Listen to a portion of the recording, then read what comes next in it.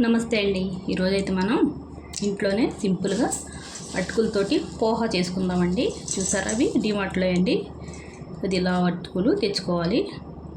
మనం ఇంట్లో ఆడించుకున్నవైనా పర్వాలేదు.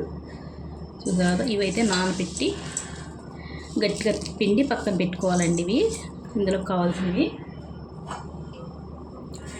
చూడండి: వేరుశనగ గుళ్ళు, పచ్చిమిరపకాయలండి, కరివేపాకు, ఉల్లిపాయలు ఎక్కువ వేసుకోవాలండి. నేను 2 ఉల్లిపాయలు తీసుకున్నాను.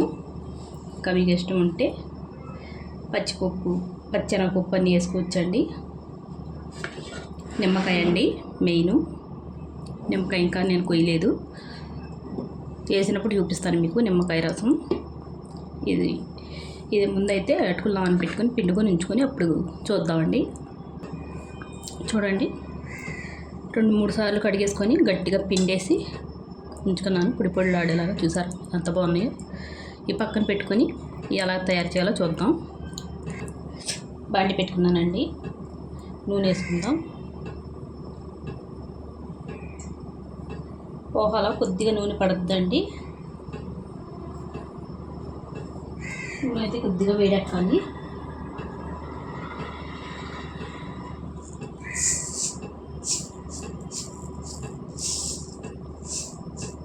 కొద్దిగా ఆవాలు వేసుకుందామండి.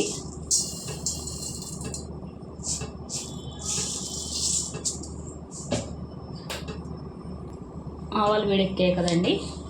ఇప్పుడైతే మనం వేరుశనగ గుళ్ళు,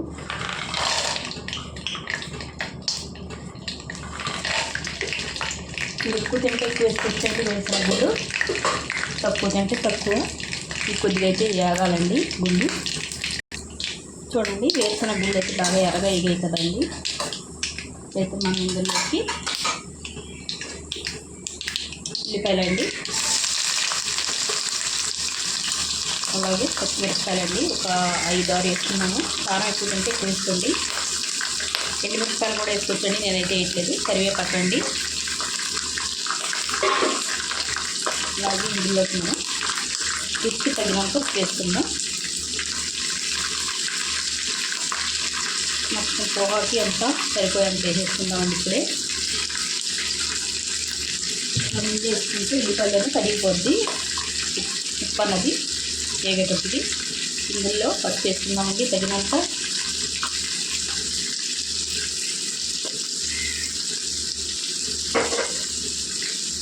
ఉల్లిపాయలు అయితే బాగా వేగాలండి. పిల్లలకి లంచ్ బాక్స్ కూడా చాలా బాగుంటుందండి. సింపుల్గా చేసేసుకోవచ్చు. పొద్దున్నే పిల్లలు కూడా చాలా మంచిది కదండి పోహా. మన అచ్చ తెలుగు అటుకులండి. అటుకులతోటి పోహా.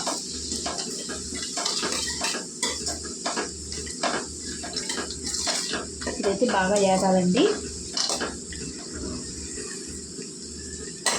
చూడండి, సగం వేగాయండి. కొద్దిగా వేగాలి. ఉల్లిపాయలు కొద్దిగా బాగా వేగితేనే బాగుంటాయండి. మెత్తపడాలి ఉల్లిపాయలు. చూడండి, ఇదైతే బాగా వేగిపోయిందండి. ఇదైతే మనం ఇందులోకి అటుకులు వేసేసుకుందాం. నానబెట్టుకొని పిండుకొని ఉంచుకున్నాం కదా, బాగా పొడిగా లాగా కలుపుకునేలాగా చేతితోటి కలుపుకోండి. విడివిడిగా అవుతాయి అన్నీ. వేసేసుకుందాం.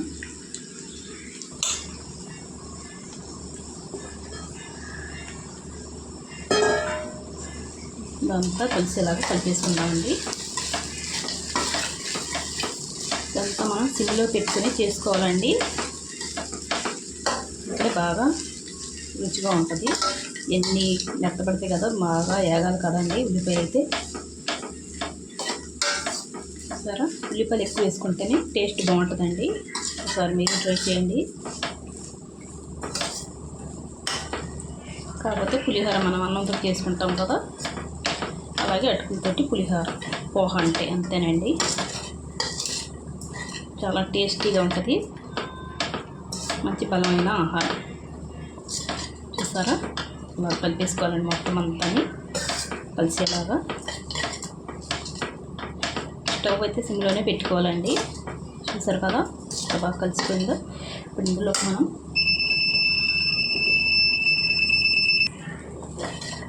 బాగా కలిసిపోయింది కదండి. ఇప్పుడైతే మనం ఇందులో నిమ్మకాయలు రసం తీసుకొని వేసుకుందాం. 2 నిమ్మకాయలండి, పెద్ద సైజువి చూసుకొని వేసుకుందాం. మరీ పుల్లగా ఉన్నా కూడా బాగుండదండి.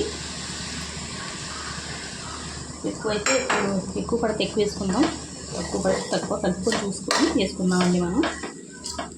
ఇప్పుడైతే నేను 2 నిమ్మకాయలు రసం వేసేసాను. అయితే బాగా కలిపేసుకుందాం. ఇంకొక చిన్న నిమ్మకాయ వేసుకుంటున్నానండి. మీరు పులుసు ఎక్కువ తింటే 4 నిమ్మకాయలు వేసుకోవచ్చండి.